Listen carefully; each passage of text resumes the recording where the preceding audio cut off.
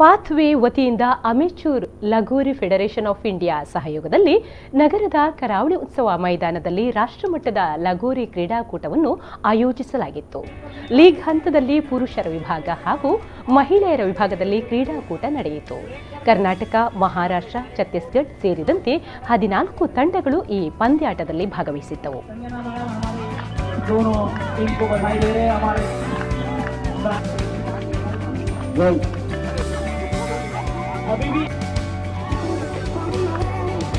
Now the second chance and the Lagori break कोशिश है उनके हाथ.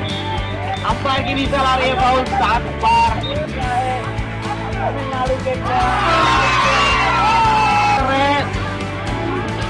2 बार पास करके इसको हिट करना है. बॉल अभी भी